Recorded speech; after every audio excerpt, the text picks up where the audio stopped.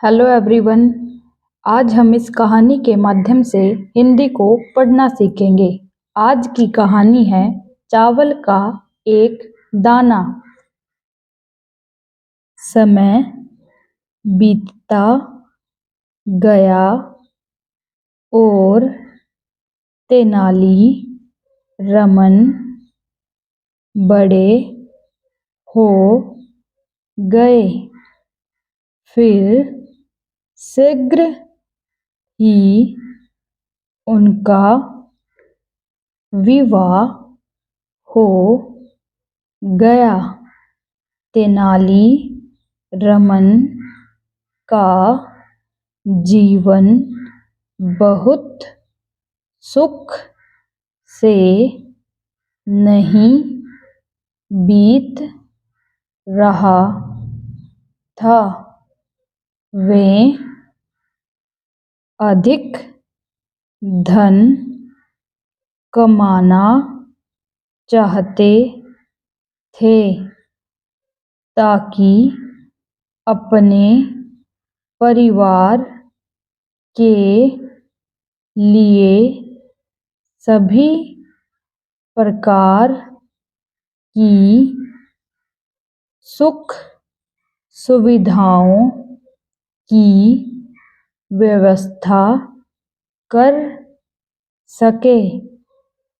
तेनाली रमन ने महाराज कृष्णदेव राय और उनकी नगरी विजयनगर के बारे में बहुत सुन रखा था। कहा जाता था कि महाराज बुद्धिमान और कुशल व्यक्तियों की कदर करते हैं। वे एक महान कला प्रेमी हैं। वे कलाकारों और शिल्पियों का बहुत सम्मान करते हैं। तेनाली रमन ने सोचा कि क्यों न वे भी महाराज कृष्णदेव राय के दरबार में जाएं, जिन्हें भुवन विजयम यानी धरती का विजेता के नाम से जाना जाता है। वे विजयनगर जाकर अपनी किस्मत आजमाना चाहते थे, जिससे उनकी आजीविका का कोई हल निकल सके। फिर एक दिन तेनाली रमन ने अपना सामान बांधा और विजयनगर की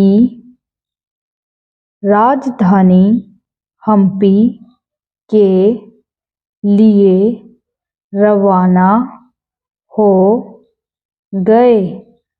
वहां पहुंचने के कुछ समय बाद उन्हें दरबार में महाराज के सामने उपस्थित होने का निमंत्रण मिला।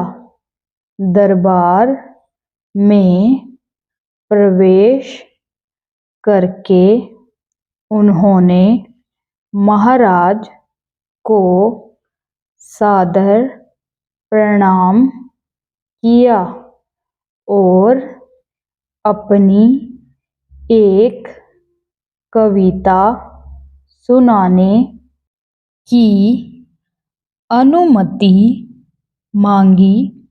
महाराज ने तेनाली रामन को कविता सुनाने की आज्ञा दे दी। तेनाली रामन अपनी कविता पढ़ने लगे। उनकी कविता सुनकर महाराज बहुत प्रसन्न हुए। वे मुस्कुराते हुए तेनाली रामन से बोले, तुम्हारी कविता बहुत सुंदर है। बोलो, तुम्हें क्या पुरस्कार चाहिए? तेनाली रामन यह अच्छी तरह जानते थे कि महाराज कृष्णदेव राय के दरबार में अपनी प्रतिभा दिखाने का अवसर उन्हें बार बार नहीं मिलेगा। वे केवल कविता सुनाकर प्रशंसा बटोरने नहीं आए थे। वे महाराज को अपनी बुद्धिमत्ता और हाजिर जवाबी से प्रभावित भी करना चाहते थे। वहीं दरबार में कालीन पर शतरंज की बहुत सुंदर बिसात बिछी हुई थी, जिस पर शानदार कलाकारी की गई थी। तेनाली रामन की आंखें उसी पर जा गड़ी। जब महाराज कृष्णदेव राय ने उन्हें शतरंज की बिसात को ताकते हुए देखा तो वे मुस्कुराकर बोले, अच्छा, तो तुम्हें वह शतरंज पसंद है। ठीक है, तुम इसे ले सकते हो। नहीं महाराज, मुझे यह नहीं चाहिए। आप मुझे शतरंज के एक चौकोर खाने के लिए चावल का एक दाना, इसके बाद दूसरा खाने के लिए दुगना और प्रत्येक चौकोर खाने के लिए पहले से दुगना दाना देते जाएं। तेनाली रमन ने महाराज से प्रार्थना की। क्या महाराज आश्चर्यचकित होते हुए बोले, तुम्हें सोने या चांदी के सिक्कों के बदले चावल के दाने चाहिए? जी महाराज, मुझे यही चाहिए। तेनाली रमन ने गंभीर स्वर में उत्तर दिया। ठीक है, थोड़े से चावल मंगवाए जाएं। उन्होंने अपने पहरेदारों को तुरंत आदेश दिया। दरबार में चावल आ गया और चौकोर खाने के हिसाब से उनकी गिनती शुरू की गई।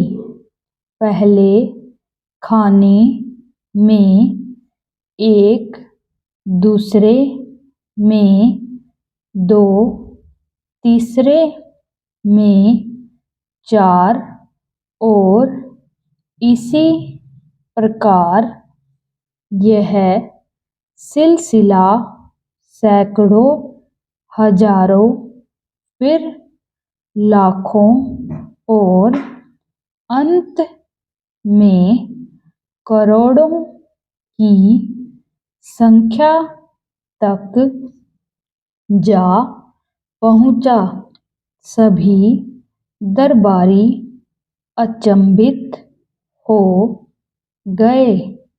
महाराज भी हैरान होकर देख रहे थे कि उनके चावल का गोदाम लगभग खाली हो गया था।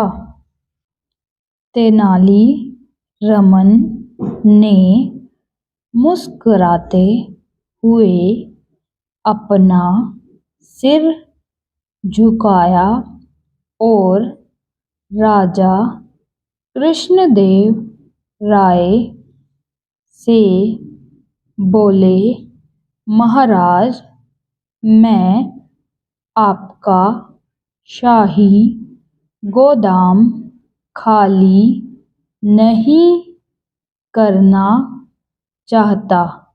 मैं तो केवल आपको और आपके दरबारियों को यह दिखाना चाहता था कि छोटे छोटे कार्य किसी बड़े कारनामे को अंजाम देने के लिए कितने महत्वपूर्ण होते हैं। मैं ईश्वर से सदा यह प्रार्थना करता हूँ कि आपका राज्य भी चावल के इन दानों की तरह दिनों दिन फले फूले। महाराज कृष्णदेव राय तेनाली रामन की चतुराई एवं बुद्धिमानी से प्रभावित हुए बिना नहीं रह सके और उन्होंने तेनाली रामन की बहुत प्रशंसा की।